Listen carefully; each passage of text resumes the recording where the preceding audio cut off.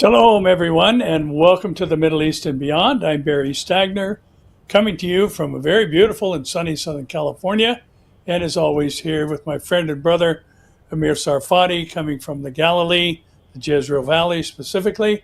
Amir, shalom to you. Shalom, Pastor Barry. It's good to see you again, and it's a beautiful evening. We had a wonderful sunny day as well here, and can't wait to delve into our program today. Well, we've got a lot, morning voice over here. Got a lot to talk about today, a couple of stories related to the subject that we covered just this past Monday on the roundtable with our dear friend Jan Markell. And we talked about AI and its role in the last days, especially as it relates to the tribulation period.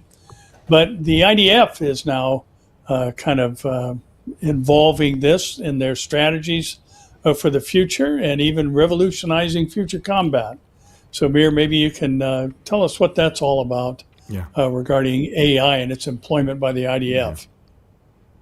So basically, during our program this past Monday, we talked about the fact that AI can be used for good things and important things. And after all, it's a technological revolution such as the .com in the 80s and the social media in the 2000s. We're going through this one now. But of course, like everything else, technology can be used for evil purposes. And the enemy is using it and will be using it in a greater scope, especially during the tribulation. We also alluded to the fact that the events of Revelation 13 could be actually possible, very much so, with technology that AI is propelling.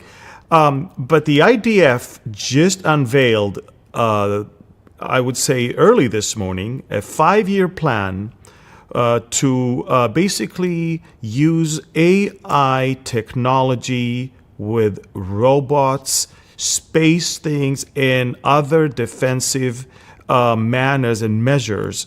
And AI, it was all about Israel is now creating an AI, what we call AI core.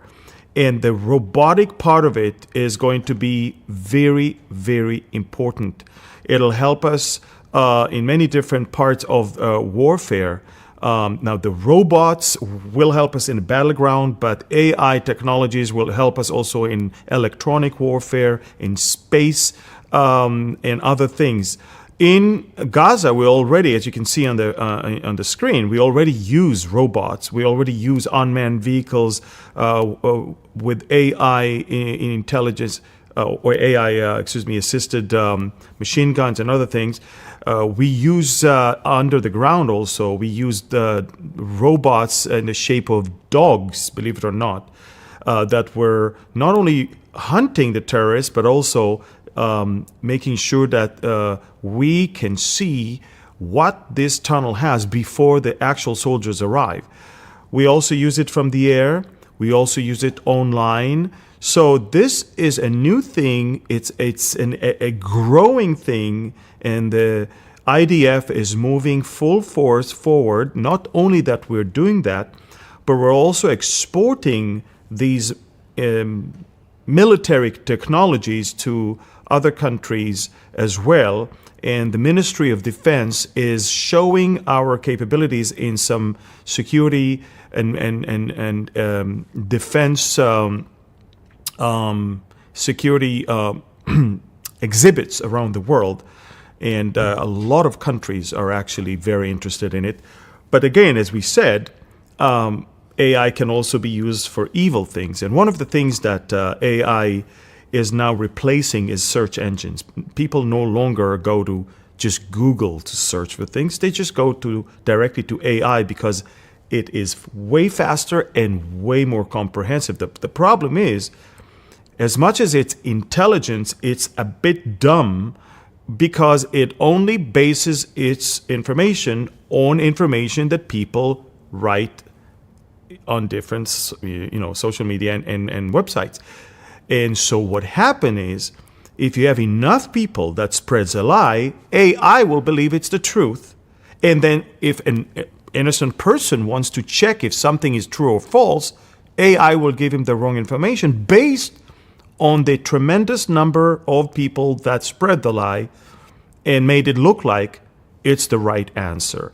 And our next topic, before we move to it, is influenced by this very phenomena of AI giving people wrong information. And that is, of course, you can actually change history. You can actually change events, the outcome of events, or the reason and of those events. And I'll take you all the way back to the year 628 AD, when Muhammad, with his small group of followers, were in the city of Medina, and the Quraysh tribe, pagan Quraysh tribe in Mecca, was very strong, and Muhammad wanted to have a peace deal. And they went to a city nearby Mecca called Hudaybiyah. They signed a treaty in 628, that a treaty for 10 years that they will not attack one another. And that treaty weakened the mutual defense agreement between the Quraysh tribe in Mecca and the Jewish tribe in the city of Haybar. And when that happened, Muhammad went first to Haybar, killed all the Jews, and a year later attacked the Quraysh tribe and killed them. In other words, the idea was to sign a treaty until your enemy is weak. And once your enemy is weak, you don't wait until the treaty is expired. You go immediately and attack. And that is, of course, why I mentioned that, because now, on our next topic, the Shiites admit, one of the most popular Lebanese Shiite Telegram channel owner, basically wrote that that the Ayatollahs better reach a deal just like Muhammad did with the Jews or with the Quraysh tribe.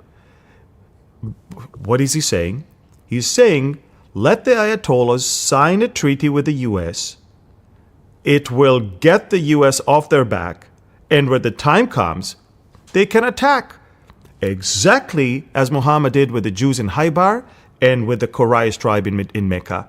And so, why am I saying that? Because now all the Muslims already changed the Wikipedia and websites and everything. If you go now to the Hudaybiyah Treaty, you will find out that it's not Muhammad who violated the treaty, but it's the Quraysh tribe. So now they changed history. If you did it 3 years ago, websites and Wikipedia will tell you that Muhammad did. But now they're changing history, and AI is assisting them. And so you can imagine, Pastor Barry, I'm telling people something, they go and try to fact check it, and they come back to me and say, you're wrong. Why am I wrong? Because somebody worked very hard to change everything, AI believe it, and now they present it as the right answer. So it's very interesting to see that, but I am telling the President of the United States, do not for a second believe a word that the Ayatollahs are saying. They do not need nuclear energy. They do not need that. And if you need nuclear energy, you buy, if it's just 5% enriched, 3 to 5%, you can buy it. You don't need to enrich it yourself. And if it's only up to 5%, why do you enrich it to 20, 40, 60? Obviously, why do you need long-range missiles when, if you want to defend yourself from ground invasion, you need missiles that will hit 50, 100, 200, 300 kilometers. That's it. Why do you need 1,000, 2,000, 3,000 kilometers? Because it's Israel and Europe and America shortly that you want to hit. So my point is, they may say we don't want nuclear weapon, but their actions are louder than their words. And everything they did in the last few years proves that they actually not just want nuclear weapon, but actively working on it day and night. So I'm just saying, they might sit tomorrow in Geneva and tell President Trump, we don't want nuclear weapon. But as soon as they say, but we do want to enrich uranium, we do want to keep our uranium that we have, and we do want long-range ballistic missiles, that says it all. So it's going to be a very interesting weekend ahead of us. In fact, the most interesting weekend we've had in many years. Yeah, Amir, very possible that this could be kind of a turning point weekend, if you will. You know, the time frame that Trump has laid out is coming to an end. And again, just the continual rhetoric, if you will, that comes out of Iran. And, you know, it's interesting, Amir, in light of what you were saying a moment ago, you know, I was searching for, you know, taqiyya and how that applies in Islam. And basically, Islam states that, you know, they're lying. It's not something that they encourage. They should be truthful people. And, you know, taqiyya is basically permission to lie if you're in defense of Islam or expanding Islam. And now the search engines are telling you that taqiyya is simply the ability to deny that you are a Muslim if it's going to spare your life. And what you're sharing with us about the treaty betrayal is says exactly the opposite. So, you know, the evidence is already out there that this data collection device called ChatGPT or any other is just that. It's collecting information from what humans have shared. Exactly. And Amir, I'm sure that all were interested in what Trump had to say regarding the Middle East during the State of the Union address last night. And I have to say, as an American, much of it was very embarrassing. The behavior of the Democrats, and you know that the fact that Rashida Tlaib would wear profanity on a button that was visible on camera, talking about ICE and using an expletive that I will not share, but how shameful was her behavior, as well as Ilhan Omar, especially when the subject came up about Somalia and the billions of US dollars that have been wasted. And, you know, just a sad, sad day for America, even though I thought the speech was great.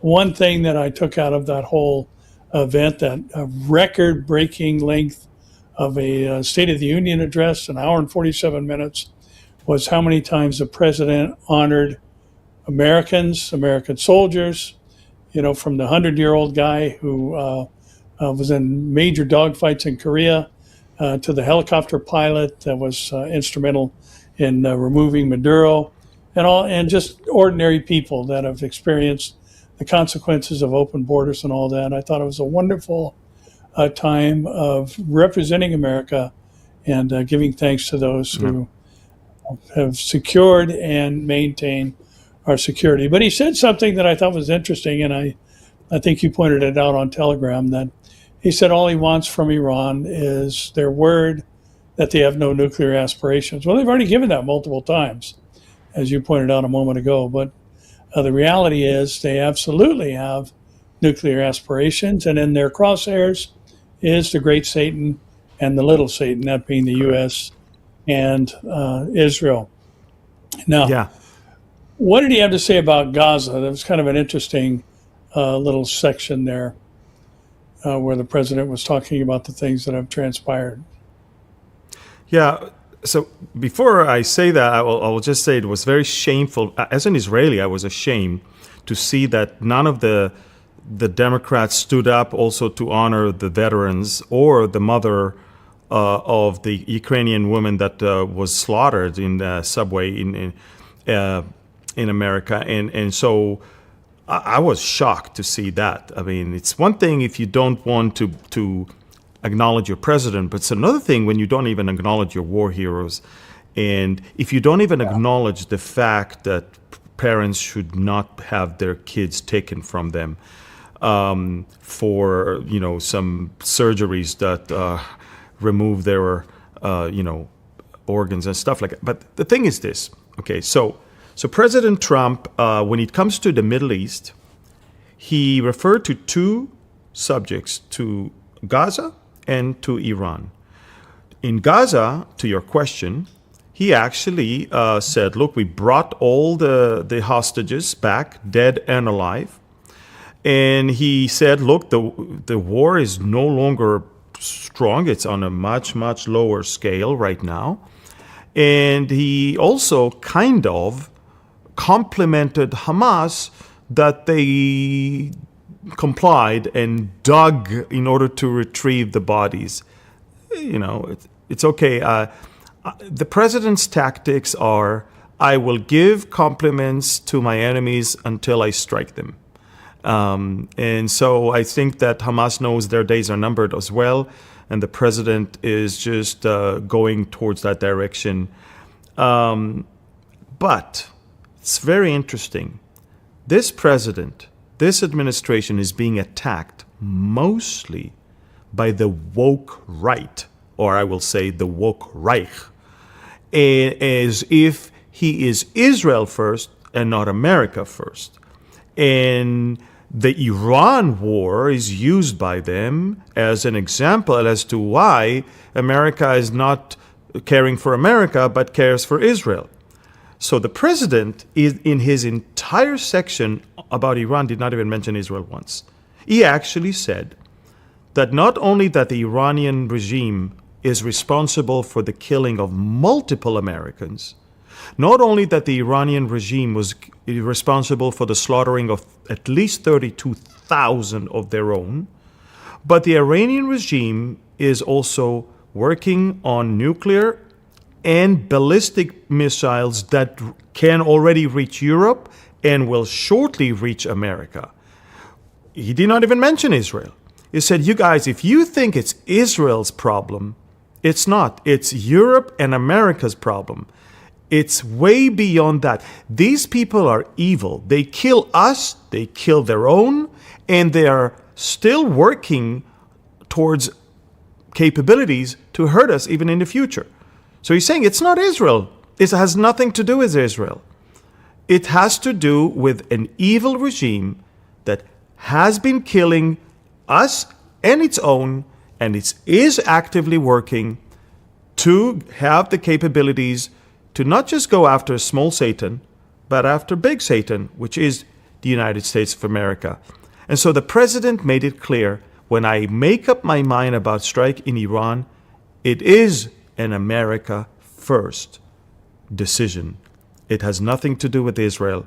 And I'm telling you, Pastor Barry, if the Republicans are going to lose in the midterms, it's not going to be because of the Democrats. The Democrats are pathetic, weak, and almost insignificant at this point. The problem is the woke right.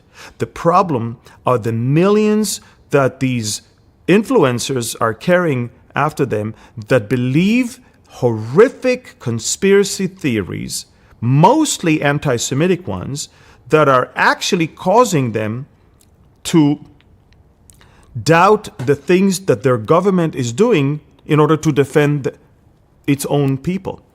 And so I'm telling you, if the Republican Party is not going to clearly distance itself from these influencers, such as Tucker Carlson and such as Candace Owens, such as, there's even Megyn Kelly and others, if the Republican Party is not going to clearly, publicly, unashamedly denounce these people and distance itself from them, there will be a lot of problems for the Republicans in the midterms.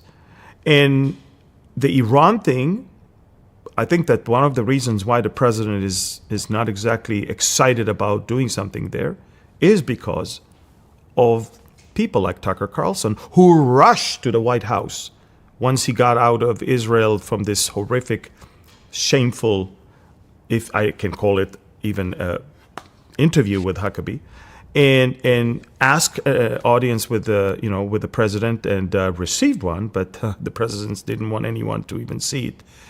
And it's very, very bad. And unfortunately, we see that their power, their influence, especially on the vice president. The vice president is a big friend of Tucker Carlson. His son is working. Tucker's son is working for Vance. It's a sad thing to see that. But the State of the Union made it very clear. President Trump is not just talking about nuclear. He's talking about the missile program as well. And I know that the Iranians don't even want to talk about it. Because for the Iranians, they might never use the nuclear, but they will surely use the ballistic missile because they already have been using them against us multiple times. The first time they sent missiles towards Israel, it was the largest ballistic missile attack in the history of warfare that they launched towards Israel. And so they did a couple times more after that. So if America wants to go after the Iranian regime right now, they will have to, first thing, obliterate all the missile cities under the ground with your B-52s and B-2s and all of their launchers on the ground, and at least take from them that capability. Because just 10 minutes ago, the Iranian Foreign Minister, Arakji, on his way to Geneva said that should America attack Iran, the Iranians are looking at every single American base in the Middle East as a legitimate target. And they're not going to send nuclear weapon, they're going to send ballistic missiles. That's why the ballistic missiles are as bad, if not even worse, and you have to address that problem right now. You have all the power in the world right now around Iran. We've never seen a buildup of power like that in our life. I mean, as far as Israel is concerned, we never hosted the F-22 Raptors on our soil, ever. And we already have 12 that arrived, and 6 that will arrive tonight, and 6 that will arrive tomorrow. U.S. tankers are parked in Ben Gurion Airport and in other places. Unbelievable. Not to mention your hundreds of stealth fighter jets in Jordan, in Qatar, in Saudi, and other places. So it's going to be an interesting thing. And I think I'm not a prophet. I don't want to talk. I hope I'm wrong, but a lot of people are eyeing this coming weekend as the one that it might happen. Amir, you mentioned the woke right, and I think another moniker for them would be the wrong right. And sadly, those on both sides of the aisle are completely ignorant of the Shia eschatological picture, and they feel, and I think we saw with Mahmoud Ahmadinejad, he kind of saw himself as almost a John the Baptist type character. Correct. Who is making a way for the 12th Imam, or the Mahdi, to finally appear. And the Mahdi has the responsibility to bring an end to the apocalypse that Shia Islam has basically introduced. And he can't come until that apocalypse happens. So, it's way bigger than just our protecting our only real true friend in the Middle East, and that being Israel. Mm-hmm. It's about watching over the world and preventing, this caliphate that they want to establish. And that's part of the anxiety, I think, between the two factions of Islam, is that they're both vying for that caliphate where their guy will be the person put in charge, who will oversee, the whole of the world, the global caliphate that they're seeking to establish. And, these types of things, I think, are important for all of us to keep in mind. And that's why we ask you to subscribe, share, comment, and like this video, as Amir mentioned, each time we do a program together, that we need to make sure we have influence over the algorithm, because when there are lots of comments, when there are lots of likes, shares, and subscriptions, this is going to push it up and expose this particular video and others like it to an audience that wouldn't necessarily join us simply by nature. So, we kind of have to fight the fight that is in front of us, and the technology that we have available to us is what's being used by the adversary, and we have to turn it and use it for good. And that is to get the word out about what the real story is behind many of the things that we see going on in the world. And Amir, you've got a special guest there in the country for today and tomorrow. Maybe you can tell us about that. Yeah, the Indian Prime Minister Narendra Modi just landed a couple hours ago in Tel Aviv, and he's now actually in a special celebratory session of the Israeli Knesset, the parliament. He just gave a speech there. Netanyahu gave a speech there, but you have to understand, this is a huge deal in 2026, a huge deal. It's as big as a visit of the U.S. president in America. First of all, let's start with the fact that India is the most populous country on planet Earth. It surpassed China in 2023, and now 1.44 billion people live there. That's a country you want on your side. It's the fourth largest economy in the world. And so for Israel to have number one and number four on our side, it's already a good thing to have. And so we know that we may not have China on our side. I think we'll never have China on our side. But we do have the other axis that we are part of. And we have to remember that India is an important country for us, even when it comes to the conflict that we have with Turkey. Technologically, Israel is way more advanced than Turkey, but Turkey can manufacture much more than Israel. It has the people. Its population is 10 times bigger than Israel.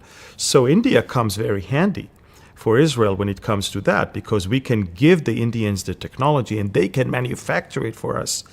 And that's one thing, let alone the fact that we're talking about an amazing cooperation.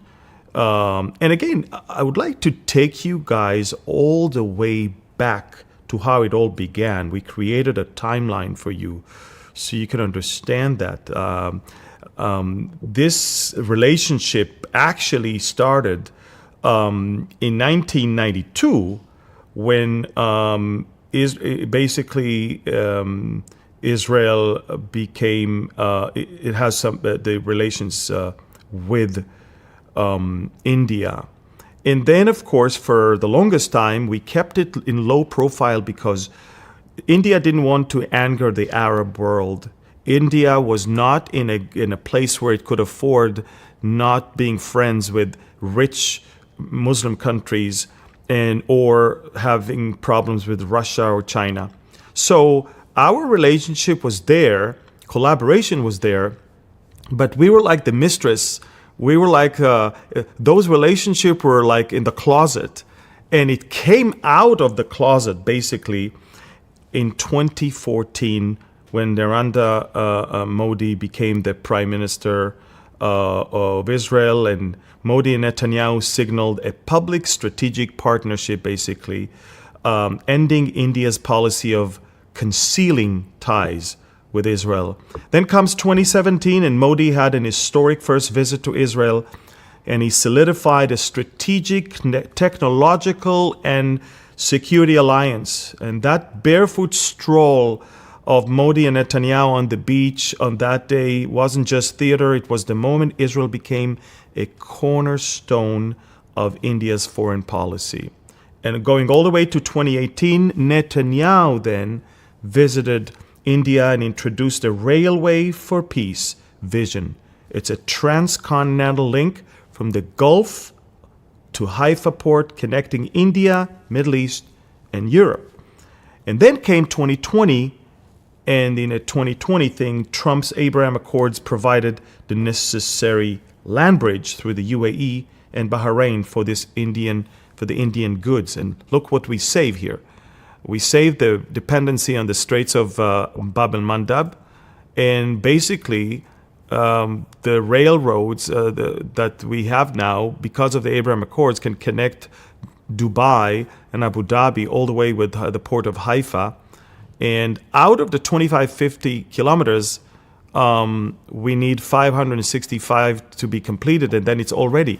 And it's a 2,500 kilometers distance instead of a 6,000 kilometer distance. So you can imagine the importance of this thing. And then in 2023, the creation of the Indo-Middle Eastern Economic Corridor that was formally launched in the New Delhi G20 summit, positioning Israel as the hub for Europe. because all the goods and all the gas or the oil that will come from India through the Arabian Peninsula to Haifa, Haifa will be the gateway towards Europe.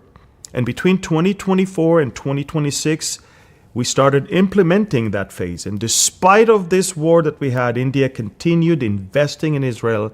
And the Adani Group completed the acquisition of the Haifa port, transforming it into a Mediterranean anchor of the corridor. So now you see the picture is completed. And this is something that the Turks don't like, the Russians don't like, the Chinese don't like, the Iranians don't like. And guess what? The Americans like it. Guess what? The Emiratis like it. The Somalilandis like it. The Ethiopians like it. And of course, the United States and parts of Europe like it. And that, what we're watching basically is a great victory and a great importance that we see a relationship between two countries. Netanyahu just said about an hour ago at the Knesset that Israel has never been stronger and India has never been stronger. And I think, it sounds simple, but he's right. We've never been stronger. And I think India can say the same thing. They've never been that strong. India did things even in space that many countries did not.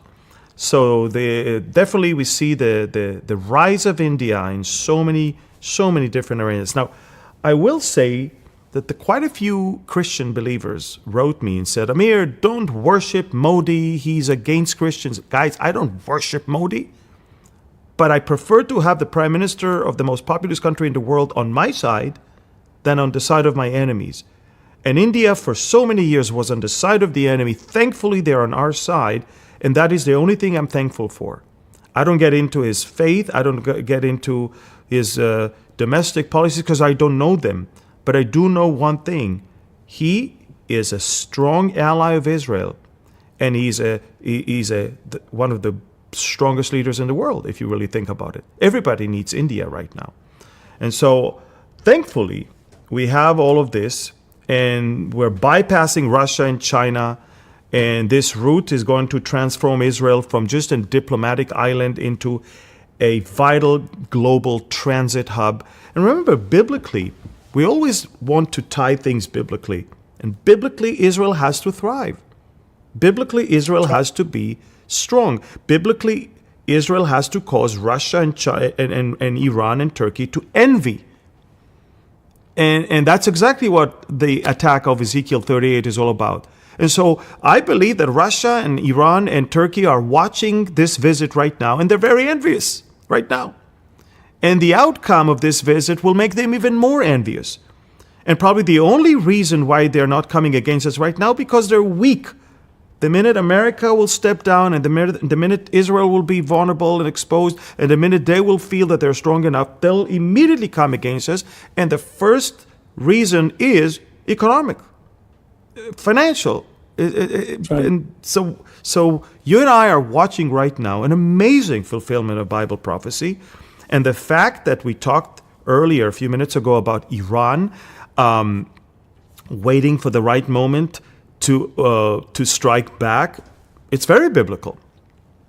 Very, very biblical for them to deceive the world as if they're okay and they want peace and they don't want nuclear, they don't want this, they don't want that. And then the moment they feel that they're ready, they'll join a bigger coalition and come against us. So wow, we do live in phenomenal fulfillment of prophecy nowadays. Yeah, we really do, Amir. And I think what you just shared is so critically important to understand, where we are in the chronology of events as they relate to the last days, the potential breakout of the Ezekiel war. And I've said in time past, we've talked about this, Russia to me was always kind of the odd man out.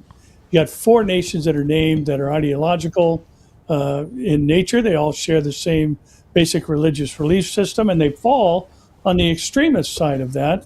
But Russia, even though it's home to some Muslims, it's not by any stretch of the imagination a predominantly Muslim country.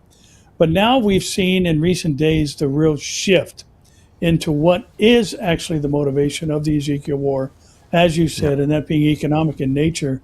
And, this change from 6,000 kilometers to 1,500 miles is significant in that it puts Israel as the economic hub of tapping into the European market, which is hugely, Russia is hugely dependent upon, especially for energy-related products, that European market. So this is a major, major development, I believe.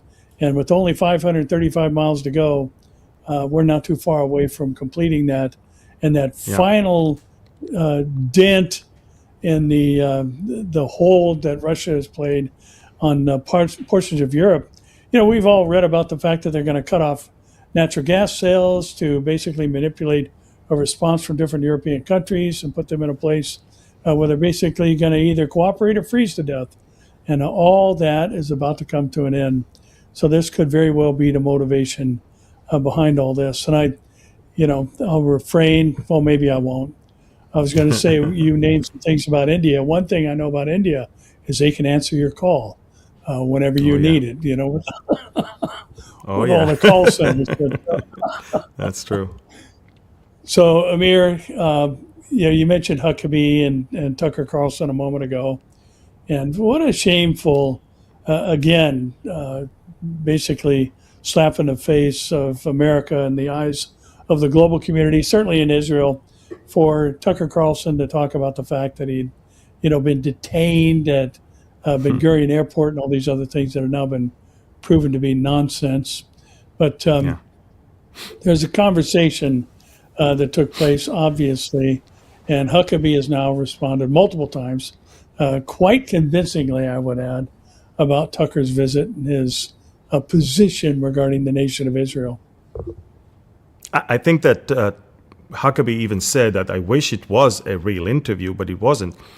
Tucker came with a long list of accusations and sort of like traps that he truly was hoping that Huckabee is going to fall into.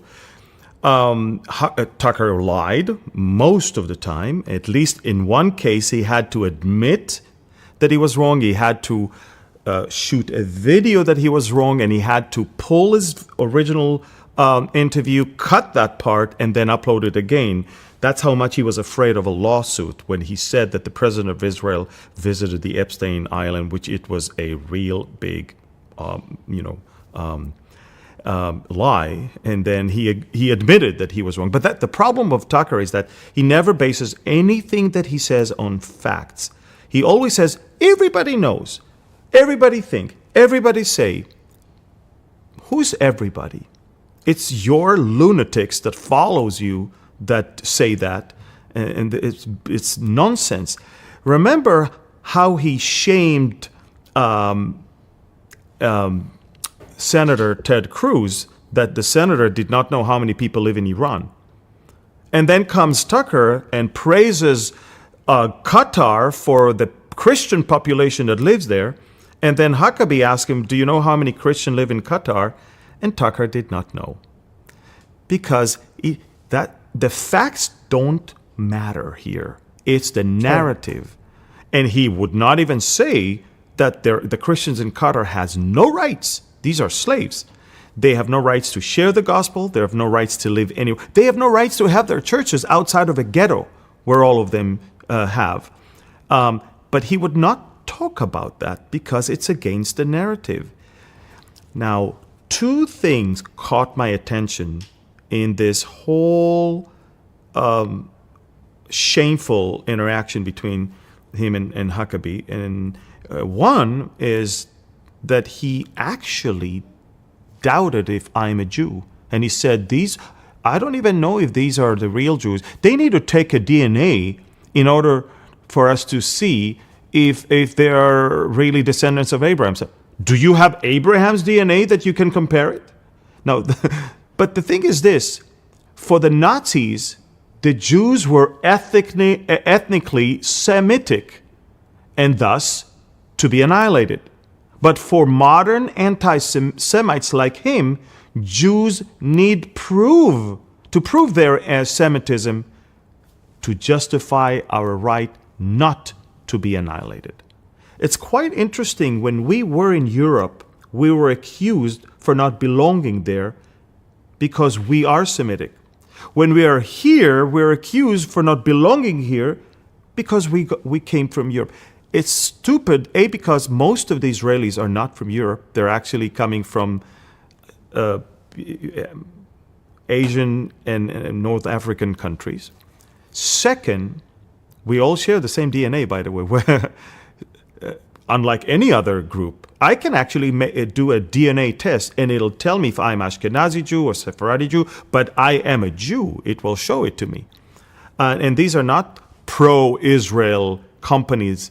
Ancestry is not pro-Israel company. It's not Jewish owned. But I will also tell you this. I wonder why he never offered the Palestinians to take a DNA test. Because I can tell you one thing, he would find out that these people are not from here. They're from every Arab country you can think of. And it's not only that the DNA will prove that, their own people say that. And it's very interesting because all he wants to do is to make a point that we're not Jews enough to be able to live here. And if we are Jews, we're not good enough to deserve this land. And then we move to the land itself, and he acted as if he knows the Bible. He never reads the Bible. If anything, it's not the Holy Spirit that visits him, it's demons that visit him, as he himself even admitted. And I think that demon not only visited him, but left something there. But I can tell you that he pretended to be a Bible believer, Bible reader. So he read in Genesis that the borders of the land that God promised to Israel are from the Euphrates to the Nile. Thus, if the argument that this is our land is biblical, we're basically saying that we deserve the entire Middle East. So Huckabee said, well, they can take it if they... Huckabee said, look, biblically, if that's the promise, that's the promise. But Israel today, as it is a democratic country that is not seeking anybody's territory. In fact, let me remind everybody, we had Sinai and we gave it back to the Egyptians. We had Gaza and we gave it to the Palestinians. And look what happened. We withdrew out of some places, even in Judea and Samaria. But I can also tell you, those days are over. Those days are over. Now, we do not want Beirut, we do not want Damascus, we do not want Riyadh, we do not want Cairo. But if they will attack us, we will definitely not hesitate to take parts of their land, because they need to know that they need to pay a price for coming against us. If our neighbors will leave us alone, we will live in peace with them. And that's, by the way, what we tell the Palestinians also. If you just sit where you are and live in peace with us, it's all we want. But if all you do is plotting day and night against us because you don't want to live next to us, but instead of us, it's not going to work. So, yeah. Go ahead. No, all I'm saying is that these are the two things I took from that interview. It was a horrific display of sheer, pure anti-Semitism levels that the Nazis could learn from him. This man is demon-possessed neo-Nazi that has millions of followers, and I think he will have a special place in where people go when they are like that. The hot place, yeah. Mm-hmm. Yeah, I mean, it's interesting that you bring that up because really, watching the things that are happening with him, things coming out of his mouth, what's happening with Candace Owens and Ben Shapiro just came out and said this woman has lost her mind, and now she's got a Correct. entire series she's doing attacking, Turning Point USA and Erica Kirk and all these other things going on. But Amir, I think all of this is kind of the proverbial greasing the skids for what's going to happen during the tribulation period, because Paul talked about it in 2 Thessalonians, that there will be those who believe the lie. Correct. Now, again, I think it's important for us to recognize that because the duration of the tribulation period is so short, believing lies has to already be a practice prior to the coming of the man of sin, who rises up and deceives the whole world, and the whole world goes after him, at least those who are not among the saints of the tribulation period. But just this spreading of lies and misinformation has become so normal. It's just something that happens basically every day. And we're watching this happen here. Another story about AI as we approach the midterm elections. And, sadly, Amir, the vast majority of the time, the party that is the opposite of the sitting president usually takes back Congress at the midterms. And I hope that's not true. It's not true every time, but it is true the majority of the time. But the Democrats are weaponizing AI anxiety, talking about the fact that there's going to be thousands and thousands of jobs that are lost because of AI. And, it's interesting, Amir, because we've heard this same type of thing before, just simply regarding technology as a whole. Correct. Just the development of robots and things of that nature. And that, these hundreds of thousands and millions of jobs are going to be lost all over the world because of robotic technology.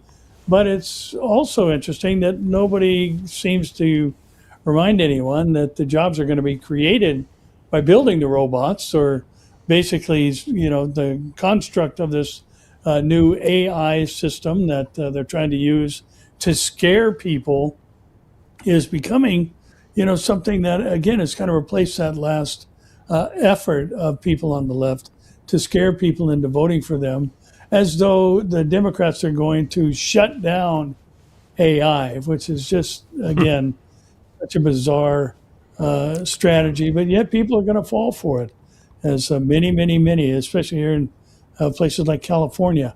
They've been warned that there's 100 million jobs that are going to be lost via men like Bernie Sanders. And the automation that comes from them is going to basically put everybody in the poorhouse. And, their hope is that, that they'll vote for them back into office. But the interesting thing is that most of the AI titans, so to speak, are actually left and in their political party and alignments. And yet here we see this being used to scare people into voting for them at the midterms. And again, now you've got people accustomed to believing lies. And now we've got another one that could have a very real impact on the midterm elections and change the structure of the three houses of American government.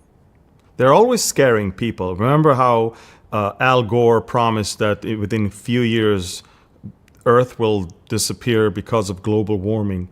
And Right. here we are 20 years later, and things are not exactly as he said. But at the time, he scared people. And that was a tactic for them to scare people in order for them to vote for the people who really care and that are going to do the change, to make the change for the better of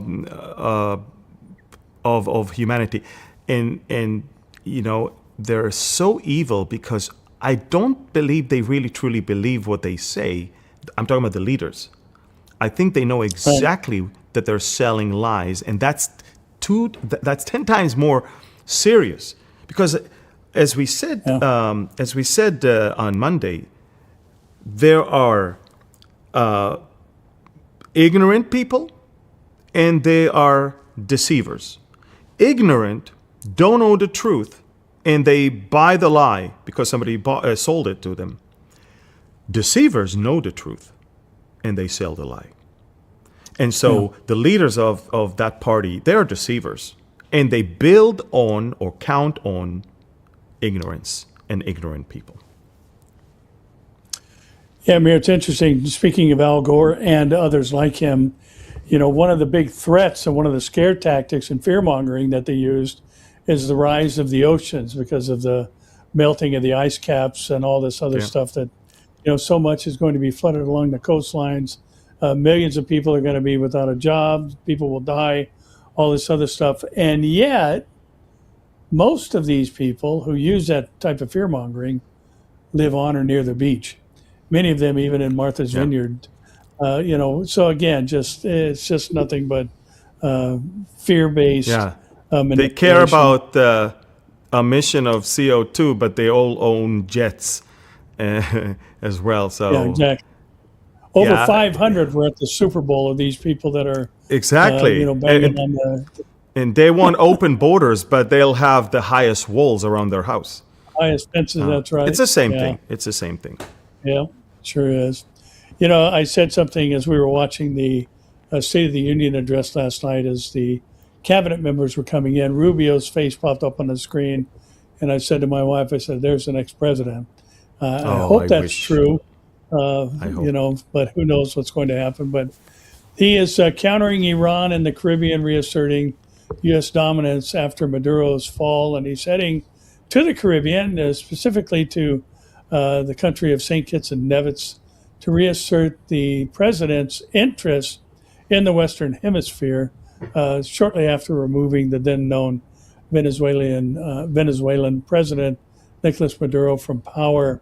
And much of the world is keeping their eyes on what's happening in the Middle East. And, I think the USS Ford is in closer proximity to the nation of Israel than it has been in the coming weeks, making a final leg of its journey.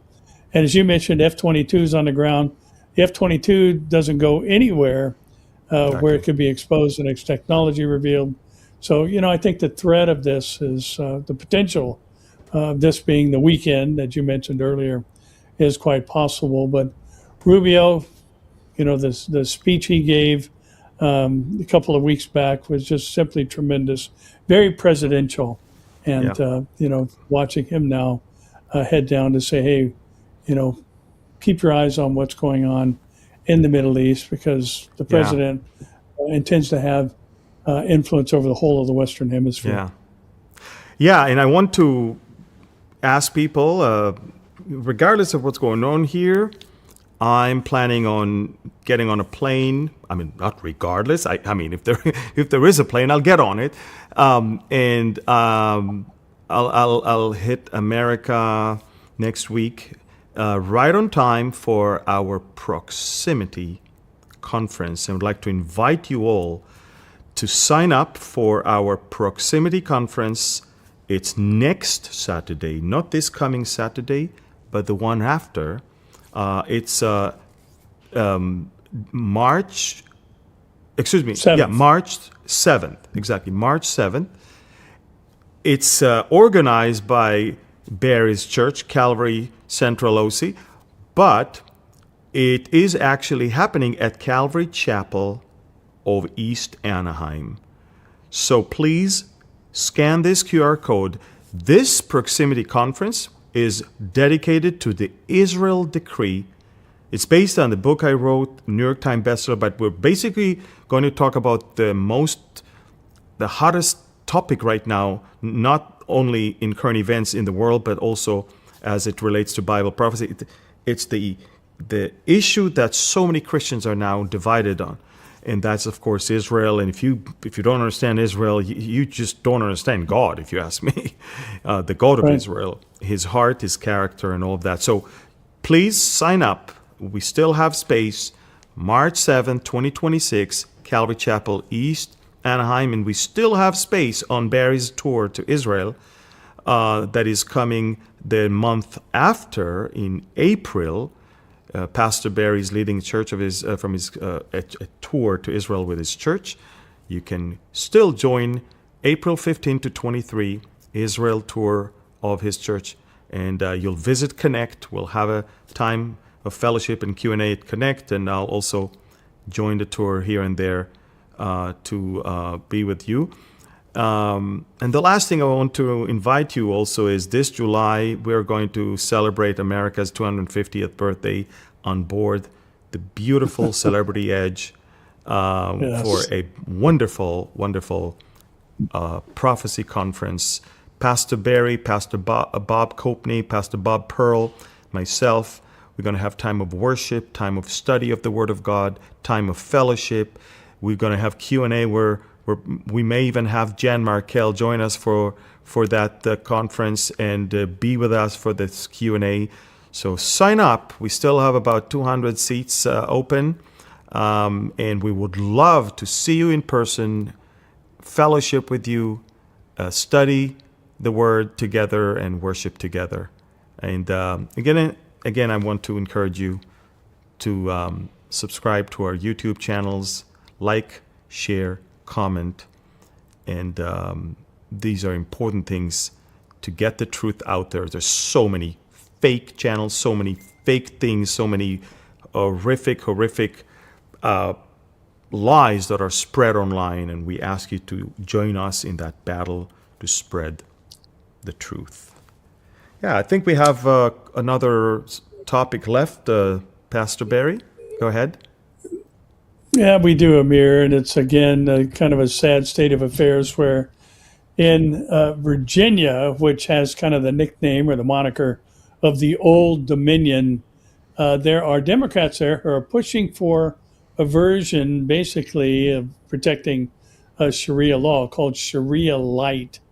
And it's basically to combat rising Islamophobia in the country. At least that's how it is being presented. And it's State Bill 624 was introduced at the start of the Virginia legislative session in January, and it defines Islamophobia as it relates to the crime of assault and battery as malicious prejudice or hatred directed toward Islam or Muslims, according to the summary. And it may be tempting to just kind of turn a blind eye to this and say, well, this is just another stupid Democrat plan. But under the category of assault and battery, it takes a rather radical step of criminalizing anything that could be construed as the hatred of Islam. In other words, like many of the left-leaners do today, they equate words that hurt people's feelings to acts of violence, and therefore the punishment is covered under the same constrictions of the law as it relates to violent crimes. So if you say something derogatory about Islam, which is the practice of the Muslims, you are guilty of a crime. And it's just amazing to see in one of the original colonies, the Democrats using, again, just the opportunity to diminish the foundation that we have as a Christian nation. Yeah. And, a lot of people like to say, well, that's not true. We're not a Christian nation. We weren't founded on, Christianity. But, as Charlie Kirk would like to point out, 55 of the 56 signers of the Declaration of Independence were Bible-believing Christians. So, again, that whole issue, I think, just can be put to rest as to whether or not we have a Christian heritage. It's part of the rewriting history. It's part of reinventing facts, and they actively go to Wikipedia and websites and change everything. And once they change everything and scrap the whole true events and write their own version of it, then from now on, the next generation will only be exposed to the lie that is online and not to the truth that was there before. Yeah, it's very, very sad. But again, people will, as always, believe the lie. So it's very, it's like very sad. Obama used to talk about the role of Islam in building the United States. And, statements like that, I think people gobble up. But the reality is that even with the First Amendment, Congress not establishing any law that would prohibit the free exercise of religion. Religion in the mind of the founders was Christianity. It wasn't just religion as a category of whatever it is you believe. It was talking about the Christian faith, because that's the foundation of our country. It was established by pilgrims who wanted the right to worship God without governmental interference. And it wasn't about, hey, just whatever you believe needs to be protected under the First Amendment. That's not what it's all about. It's about Christianity. And again, Amir, it's a tough time here in the States as a Bible-believing Christian to watch the things that are going on in places of powers. Things will only get, tougher in a sense, and that's why we have to stick together. We have to watch over each other, and we have to understand that it's all been prophesied, promised, and foretold. And we shouldn't be surprised. We should be on our knees, and we should pray, and we should lift our heads because our redemption is drawing near. Yeah, amen. Definitely. Amen. Well, Pastor Barry, look, whatever we have, we can leave it for next week. It was great to have you here, and we're bracing towards an interesting weekend. Again, pray also for my flight to the U.S. And for a successful speaking tour that will begin in Colorado, continue in California, and then it will move to Arizona, and we'll conclude it in Nevada, in Reno, Nevada. All of the information is on our website. Our website is beholdisrael.org. Beholdisrael.org. And this is also how you can support the ministry. If you want to give, do not be fooled by some fake accounts to give money as if it's to us, and then send it to Africa to someone who invented some orphanage and is not really. Just go to our website. It's the only reliable and secure place to give to the work of this ministry. I want to thank you, and Barry, and let's conclude this today with the Aharonic blessing. Yevarechecha Adonai veishmerecha. יאר אדוני פניו אליך ויחונקה. יישא אדוני פניו אליך וישם לך שלום. The Lord bless you and keep you. The Lord make his face shine upon you and be gracious to you. The Lord lift up his countenance toward you and give you his peace. In the name of Yeshua, we pray this blessing. Amen. Amen and amen. Thank you, Pastor Barry. Thank you, everyone, for watching. Share this with as many as you can. God bless you, and shalom from Galilee and from California. Shalom. Shalom.